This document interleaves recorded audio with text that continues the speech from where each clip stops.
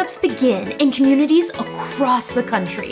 Why does Silicon Valley get so much credit? My name is Nick Kastner. And I'm Caitlin Clays. We're interviewing the people building startup communities across America. But in the areas no one is talking about, the middle. This is the Ecosystem Builder Podcast by mug.news. Today's ecosystem builder is Angie Jordan from Iowa City. Angie is one of the first ecosystem builders we have featured twice on the show. She was first on a few months ago as one of the organizers behind Iowa City's Diversity Market, which was a new initiative to bring entrepreneurs from marginalized communities together in Iowa City. Angie, thank you so much for coming back on. Yeah, absolutely. It's always exciting to be here with you, Nick. As we left our last conversation, I was just very inspired by the work your team is doing on the diversity market. I said that in the episode, but it's just an inspiring program, and it's something actual, tangible that seems like it's moving the needle. So again, thank you so much for the work. If you wouldn't mind giving listeners a quick update to the diversity market since we last touched base, how is it going? And if I recall correctly, you all did a handful in the summer is just kind of a test, and it's about to get cold in the Midwest. I'm in Nebraska, and it's definitely fall season. Are we waiting until the weather picks back up in the spring, or what's the status of the current diversity market? Yeah, so just to remind listeners, like you said, Nick, the diversity market was 5 weekends in the summer, right after school let out. And it was kind of a pilot just to see is this something we can do? Is this something that people want to do?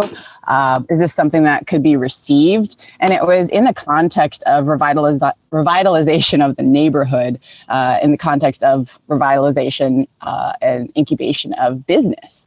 So a lot of great, cool updates. Our vendors, there's some that have already opened up physical shops. There's some that are in negotiations for development, some things that need to be changed within our city code to create certain storefrontage, and they can actually get behind that, go to council meetings and say, hey, I have a viable business and I need this code change for these owners so that I can be invested in at a lease rate that I can actually afford. So it's bringing them into different spheres of the local ecosystem. I'm just going to use that word. Which is huge, right? You want them to make money. You want them to sell. We connected them all, and some majority of them took advantage of an incubation program that's being piloted. I think it was already going to be piloted, but we were able to cram it full in the beginning with our diversity market folks and do some strategic doing workshops with them, elevating that methodology to help hone and grow community while solving kind of big problems and issues and barriers that a lot of them face, but do that together. So they're spinning off into these worlds that I'm excited to figure out how do we come next summer, how do we grow the season of the diversity market, but also grow it with those first wave diversity markets leading the charge in mentoring and really putting it back on those who were courageous enough this summer to put themselves out there and grow themselves. How do we bring them back next summer? So we have more than 5 Saturdays, we have 10. And again, that our sponsors and the folks that are within established systems that haven't been able to do this, those organizations have also come behind us, rallied behind us.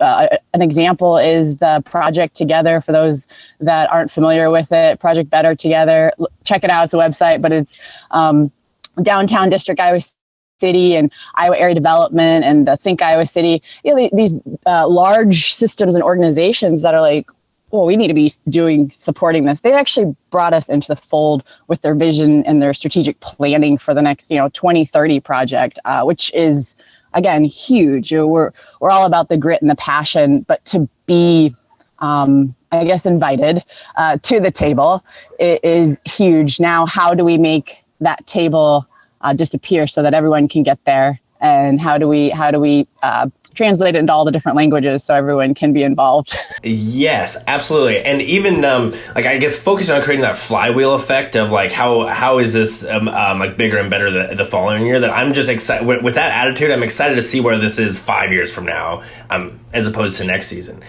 So Angie, I know you wear 1,000 different hats, and even I think it was before our last interview this is definitely one of the many projects on your plate. So kind of get into more of your career path. When you meet people for the first time and they ask, so what do you do? How do you explain what is all going on? Yeah, no, that's a great question, Nick. And I will step back, because I first have to say, when I answer that question, what do you do?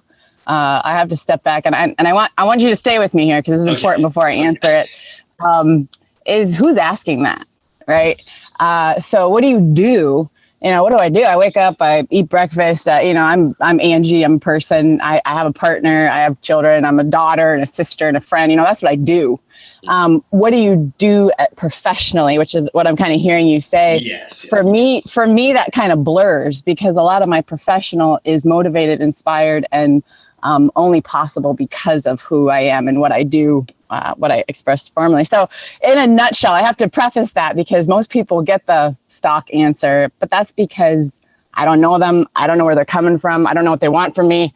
But the folks that are going to get the answer that you're going to get, because we've spent some time together, what I do is community building. So you can look at that professionally. What do I do and get paid to do? Currently, I'm the administrative coordinator for a nonprofit, Dream City. I've got background in that world, not just in administration, but also in program development, volunteer recruitment and orientation, a lot of that onboarding of people and taking care of them so that they can be doing different things. So Dream City advocates and wraps a lot of support and community connection around kids through arts and wellness and, just all the different things that you want your kids, or kids that are in your neighborhood who are going to be the future of the world, you want them to be exposed to and feel confident about. And we do it in our neighborhood. And so this is located in the South District, serving a lot of the kids who fall through the cracks for whatever reason. So that's one thing that I do and get paid to do. Another thing that I do and get paid to do is I started up, inspired by the diversity markets. I decided, Nick, at the end of the summer, to start my own business, my own consulting business. Wow. Because of this realization of a lot of the vendors and entrepreneurs that I saw, they were following their passion and their hustle, but they were also putting a value on it, and that they're not going to do this for free, because if I get paid to do it, I can actually invest and it can be more sustainable, and I don't have to do it in my spare time or when it works or when it doesn't work and feel pressure and guilty when I can't do it. So I decided, I do a lot of community development and community building. Why not be a consultant? Why not be paid for my services? And one of my first contracts is actually as a tri-chair with the president of Iowa Area Development, Kate Moreland, and also the new president, Barbara Wilson of the university. And so I get to be on this powerhouse team and be paid for it to help envision entrepreneur ecosystem building in Iowa City. So that's my little LLC. It's to help entrepreneurs get connected to resources. And it's also to help established systems find and see their blind spots. So that's another thing I do. But that what drives those the paid positions that I also do is I'm the president of the South District Neighborhood Association, co-founder as well, and then an active member, and have been past leadership of our Alexander Elementary PTO school. So I'm a PTO mom too. I have to flaunt that a little bit, because those PTO parents out there, or caregivers or teachers, that's a lot of hard work, very unpaid, but both the association and the PTO have helped me hone why is this so personal, and it allows me to be really confident in those paid positions. So it's a big question, but it's a big answer, because on purpose, I interweave a lot. The thickness of the fabric of my being is on purpose. It's protective, but it's also sustainable. You cut one of those pieces, I got these other 12 to kind of wrap around, heal, and move on and keep doing things. So intentionally, it's hard to figure out or answer that question on purpose. Yes, yeah, and it's also community building at its finest. You mentioned a bunch of experience with the program development for nonprofits. When were you first interested in entrepreneurship? Yeah, well, entrepreneurship, that was something I think I was lucky. My mother, before I was born, before she was, in marriage and all that, she actually was an entrepreneur. She came from a family that traveled a lot. She was born in Ohio, but moved to California and grew up in all sorts of different places. And her father was my grandfather, my abuelito. He was a traveling salesman who kind of went into IT way back in the day when that was kind of a new budding thing. Yeah. And so I tell you this because my origins are my mom went into horticulture. She went to an ag school, just one of those green thumb people, super, super smart, introverted though, So I mentioned that because she followed some of her dreams and pathways and created a business, the plant business. When I was a kid, I remember being at the plant business and her stuffing roses in vials and washing buckets on the weekends. But her hustle was to go to different business establishments and take care of their indoor landscaping. And my sister and I were just a year apart. We'd be on the road with her traveling around Iowa area, Quad Cities, and she'd be doing this hustle. Eventually, as we got older, she transitioned into teaching, which isn't, I don't think, a surprise as an entrepreneur, kind of wanting to figure out, like, how do I? And so she taught a middle school science for the rest of her career, kind of inspiring children to get into loving science as well. You can probably hear some background noise. My neighborhood's a little busy during the day, but you're fine. So that's again, my long-winded answer is important to note because I was around it at a very young age. My father, who my parents were divorced, but I spent tons of time with him. They're both extremely compatible after the divorce, which we lucked out on that one. But his whole career was with the state in vocational rehabilitation. So he's devoting his talents and skills to typically folks with cognitive or physical impairments or disabilities to find career paths, not jobs, career paths. So they might need a job here and there, but what are they passionate about? And then in Iowa City, how does he connect them to all the things that actually they're supposed to already have? So my origins are in what I saw growing up and what I was around. And entrepreneurship, I think we're all entrepreneurs. We're always selling and hustling and trying to prove ourselves. So yeah, I totally didn't answer your question, but I would say my inspiration to start an LLC 100% was because of the diversity markets, 100% because of that. But it led up to that with all the way back to when I was a little bitty baby and what I saw and was around. Yes, yeah, and that definitely impacts that. I think it's a Steve Jobs quote, but someone told this to me that you can never connect the dots proactively. It's always retroactively when you're looking back and like, oh, I wouldn't have done this if it wasn't for that. And so I definitely agree with the sentiment. And also, I have a buddy who his dad started a greenhouse business, which is a different plant-based business, and he knows an obscene amount of plants about plants that like different house plants, and he has the fun fact, and he's like, oh, you need to this is too much sun, Nick, you move it in the back. So I'm sure it's similar that yes, yeah. So you mentioned that the going around and taking care of these plants was in Iowa City. Are you born and raised in Iowa City? Yeah, so I am an Iowa City native. I was born at Mercy Hospital in the early mid 80s, Super Bowl Sunday, and when I was about 8 or 9, I went to Horace Mann Elementary School, for those Iowa Cityans that know where that's at. And when I was about 8, my mother finished her master's and was looking for teaching jobs. She looked down in southern Texas in the Rio Grande Valley and found a little town called Harlingen, Texas. And so my sister and I and my mom, we moved down to Harlingen, Texas in the Rio Grande Valley near Brownsville and McAllen and the Gulf Coast near Mexico. Mm-hmm. And that was a strategic move on my mom's part. If she was here, she'd tell you that because she told us that growing up. My abuela, my grandmother from Mexico, was nearby and eventually would move up into the States. But that was a big support, a family support. So I grew up with a lot of strong women. And again, every summer I'd come back to see my dad. But we got a chance to connect to our Latino roots down there, or Latinx roots. I'm not sure which words to use, but the Latin roots. And we grew up in a predominantly brown space, a culture that was very, at least for us, very family oriented, and coming from the outside, not really having a ton of connections.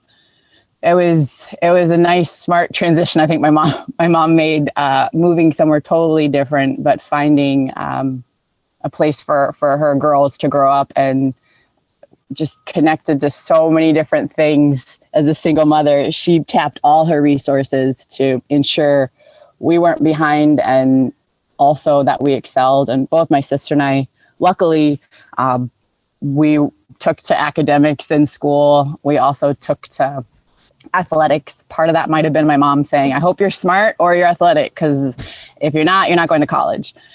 So there's some pressure put on us at a young age, but my sister is another big piece. Again, you asked this question, but kind of interweave it. She and I are only 15 months apart, so we're one grade apart. Yeah. And we call each other the yin to our yang. She and I would go hustle a basketball game out at the Boys and Girls Club, and she'd be the height and I'd be the speed. So she was the offense, I was the defense. All you guys are going down. And that was my first teammate, right? So being in all these different after school athletics, art, drama, we did everything together. And we were also the only two, kind of from this outside, this Midwest, going to Southern Texas. So that we had a lot to learn. We learned it together. And like I said, my mom was a teacher. So we went home, we had a home, but our real home was always the school and the classroom, even after hours. So we were just immersed in academics, and the expectation that we were going to succeed was internalized at a young age, mainly because my mom and my dad modeled that and expected it of us. So I don't even remember what your question was initially, but... Yes, I am blanking on what the question was, but interesting answer. And my mom was a teacher too, so I definitely know the whole setting up classroom would come August, that I basically lived at the school the 2 weeks before school started. But getting the behind the scenes in the school, and when all the lights are off, it was a unique and sometimes a lot of fun, and we would get in trouble occasionally with my brothers. Yes. Yeah. Or did your perspective of the Midwest change after spending some time in Texas, and then now you're back in Iowa City? How do you view both the community of Iowa City and then just the Midwest in general after spending some time down south? Yeah, that's a great question. Iowa City, when I go back at a young age, to me was, again, I was starting 9, so 9 and up. I got to go back to Iowa City in the summertime. And for those that know Iowa City area, that's when Summer of the Arts is going on. That's when there's just all these great things coming through. The university students, for better or worse, they're not around, so the townies come out, And I was also at that time going home to relationships that I missed, my friends. And so Iowa City, to me, going back from the southern Texas, which, it's closer to Mexico. You hear a lot more Spanish and Tex-Mex than cowboy hats. But coming back to Iowa City, I always felt like this was a very welcoming place, a beautiful place, very lush in the summer. It wasn't until I came back I went to school out east at Williams College, small liberal arts, far out east. My sister, again, a year ahead of me, she went out east at West Point Military Academy. Oh, wow. Yeah, so I went full on liberal arts and she went full on military, the yin to the yang, but also near each other. And I will say, and I do remember, and we'll circle back to the answer to the question, but I want to contextualize my concept of self and regions when I went out east. that was very different. The school I went to was one of the first established, 1793 Williams College. A lot of old money. There are a few different schools I was accepted at, but they kind of offered the best package. So I don't want to say they bought me, but it was the smartest move. The amount of education and the quality was incredible, and the opportunity. And so I was in my own little bubble out east, but there'd be times where folks would look at me coming from the South, or look at me because my skin was brown, and they just assumed a lot of things about me. And sometimes I'd play that card, let them have their assumptions, and then kick some butt. Other times I'd crawl into a hole and cry. So that part, being around predominantly white folks, people are like, well, Iowa's white. Yeah, but you gotta remember when I came back to Iowa City, Iowa City and Iowa are very different places. It was different. The socioeconomic status was different. Their engagement with somebody other was different. And I actually, when I graduated, I knew I actually wanted to go back to Iowa City because, again, I felt very at home. I felt like I could find opportunities. And a big piece of that is because I constantly went back to Iowa City knowing I'd get an internship or a job, or would hang out Friday night and listen to music, and just chill. So my perception of the region really was based a lot on other people's perceptions of me. And Harlingen, Texas was a great place to grow up. And that's where I'll always have my childhood memories. A very brown, inclusive place that I didn't ever feel like I was super different. Out east, I will feel very tokenized, and did the best that I could and all the different opportunities there. But I came back to Iowa City for a reason. And part of that's because I feel like there's a lot of potential and curiosity here in the city, or in Iowa City, and also that it allows for me to be curious and vulnerable, where is, for me, the best place to grow. And I came back with my undergraduate in anthropology and psychology, and was hired on right away with salary and benefits, which was crazy back in 2008, that I was lucky to get that job. Put in a lot of work to be able to have that resume that I submitted places. But my charge was to start up a Johnson County-wide Children of Promise mentoring program for kids who were parents were in prison. These are kids that were following into the footsteps, that were falling through the cracks, that were invisible. And Lynn County had done it, and they wanted to expand. So I came back to Iowa City feeling comfortable, and I wouldn't say confident, but feeling comfortable. And I also came back with this, to me, a very important mission to save the world and save these kids. And then, oh my gosh, I learned so much and was like, this is so huge. And moved into some other positions in the nonprofit world that started expanding my vision of, well, why are these kids invisible? What families are they part of? Where are the neighborhoods that they're at? Where there's a school? How come some of their families don't vote? Just kind of it expands out. But again, I don't know if I answered your question, but that's the answer I'm given. It definitely did.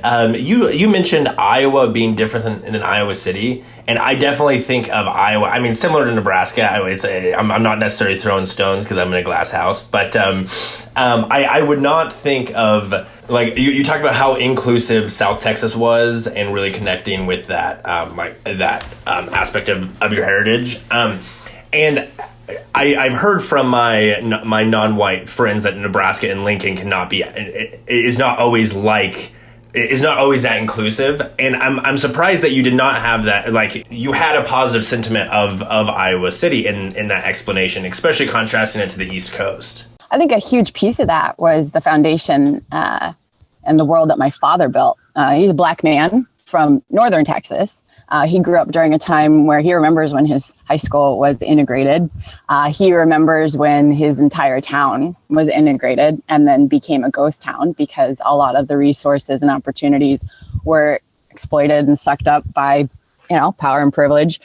He can remember everyone around him in his world being Black, the judges, the butcher, the teachers. And so his world was very, very different. He came to university to play football. So again, hope you're smart or athletic. Luckily, my dad was both, and he loved Iowa City. He did work with international populations, I think, at a youngish age in his formative years.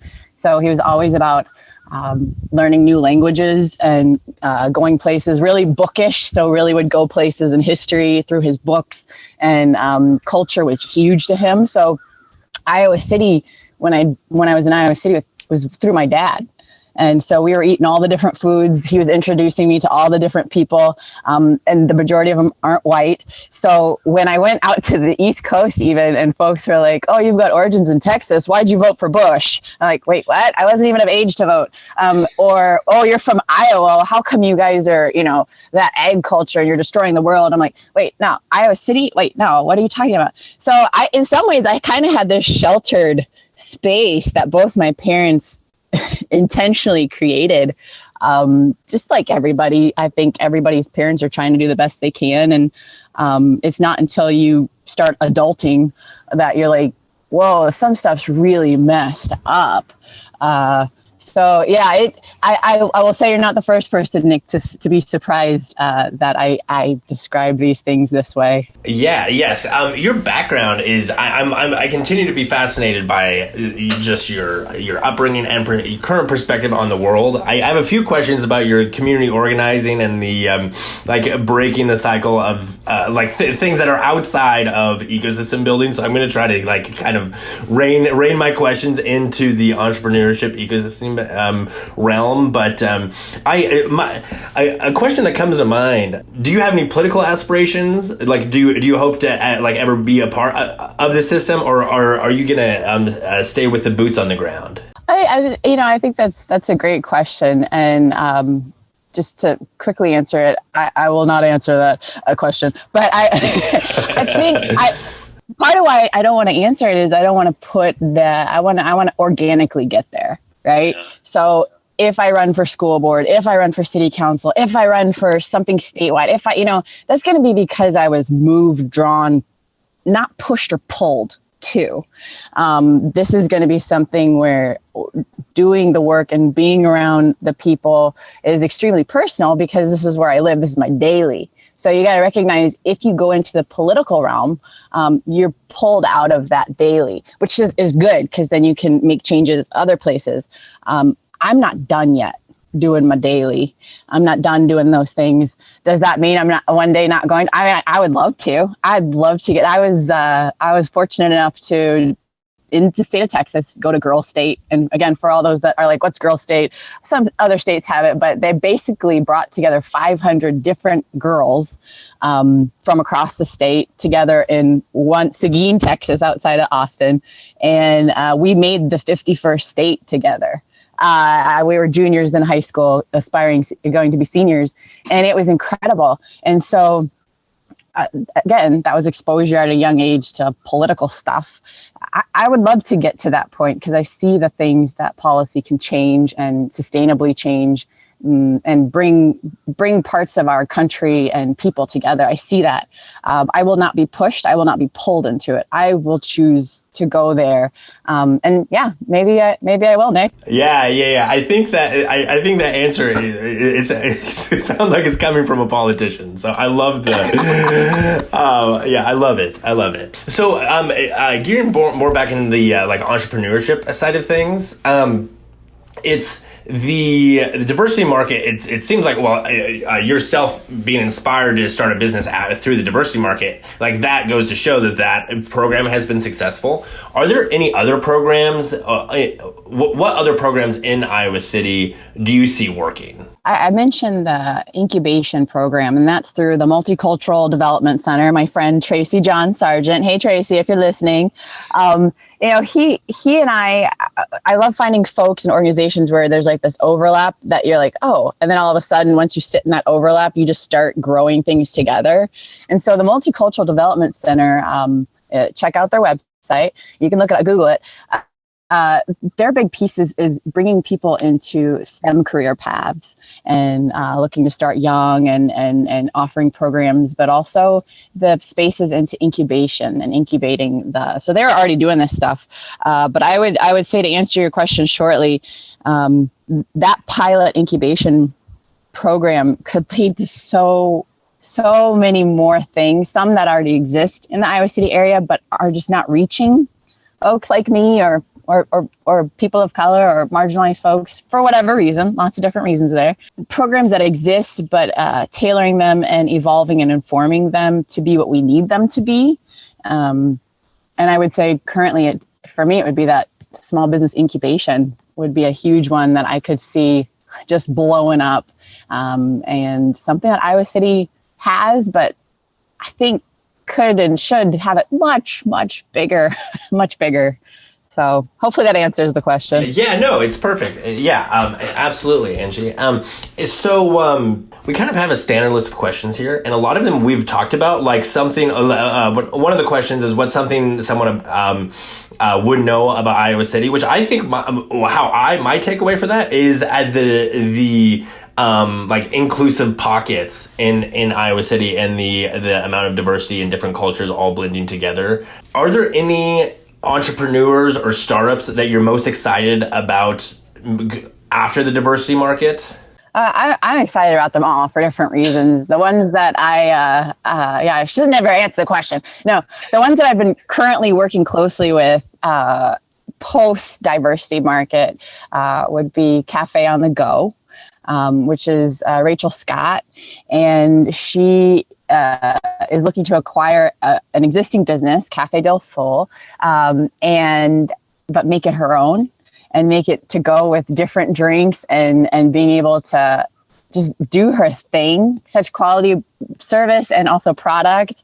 Really creative person.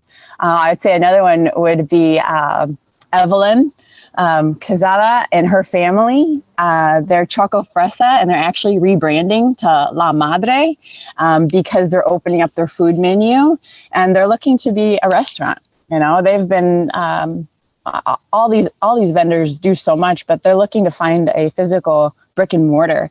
Her husband Fabian, he's also an entrepreneur, and he he works currently as profession as in meat lockers. He wants to have his own.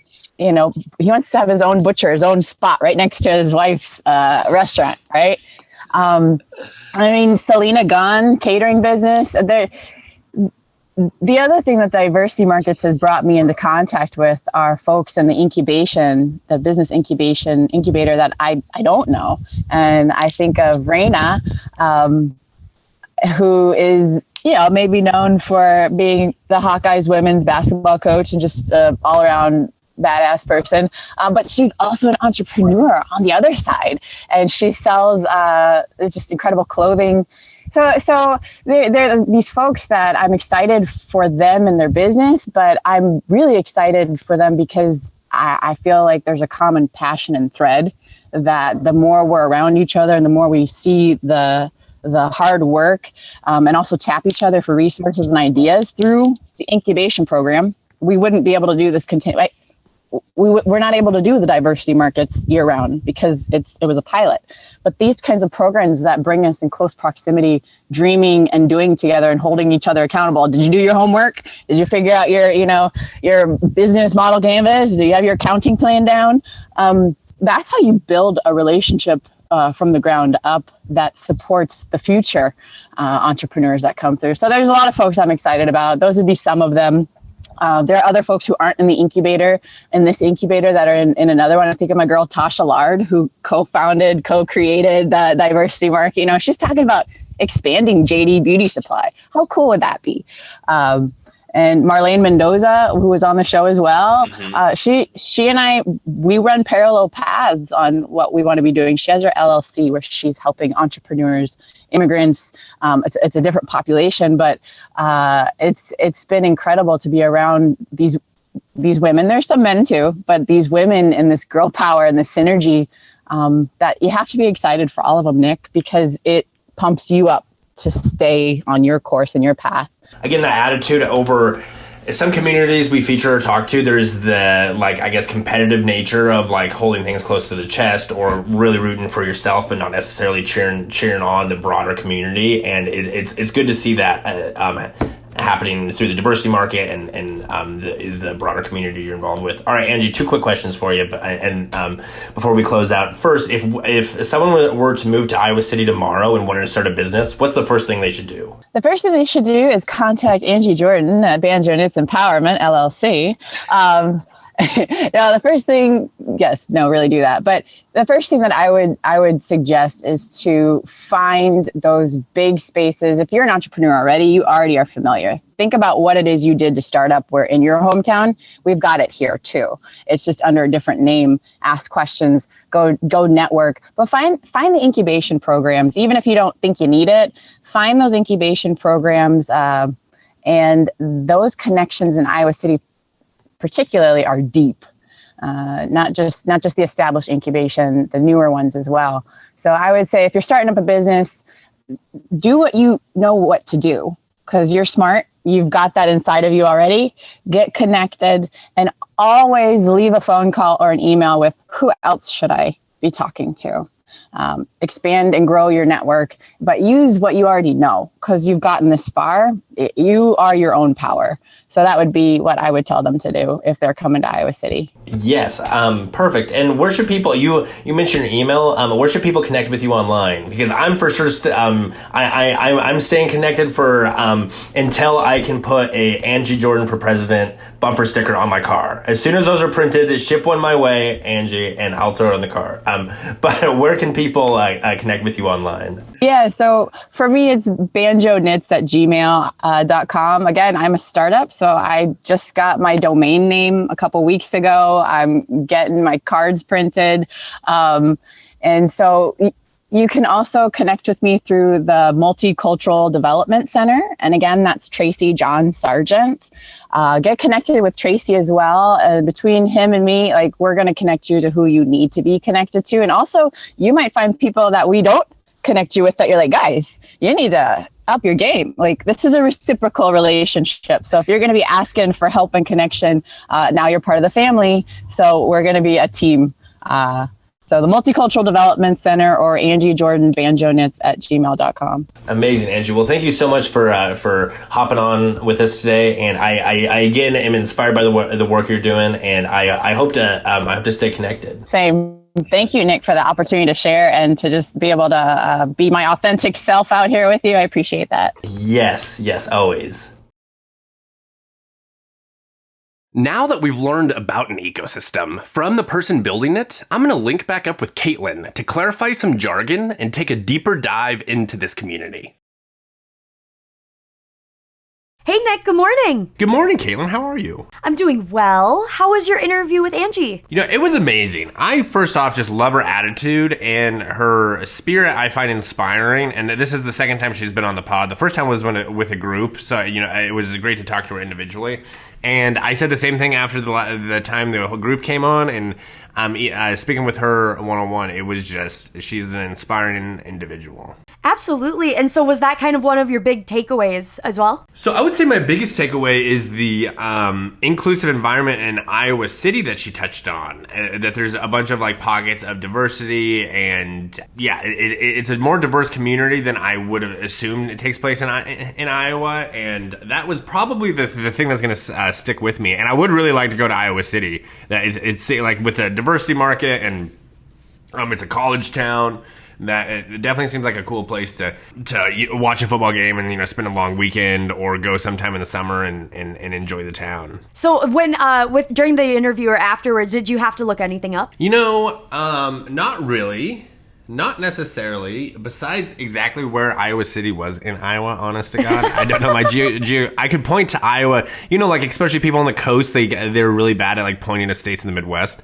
I think I could point to every state, but like where every capital is of every state, I don't know if I'm as strong as that. But no jargon. She was very relatable and, you know, just down to earth and straightforward. So yes, nothing to look up. That's one thing that's cool. Like, just as a note, we've talked to so many entrepreneurs. We're called the Ecosystem Builder Podcast. We do use these big terms, but I've definitely found, same with you, is that like our entrepreneurs that we bring onto the show are very easy to understand and are happy to share all of that dialogue, despite we're using larger words or words that weren't always used in the past 5 years with entrepreneurship. But yeah, so then my last one was, do you have any final thoughts? Yeah, final thought was, and I was debating whether to say this to her in the interview, but I decided to hold off. I think she reminds me of the makings of Barack Obama, and I don't say that lightly.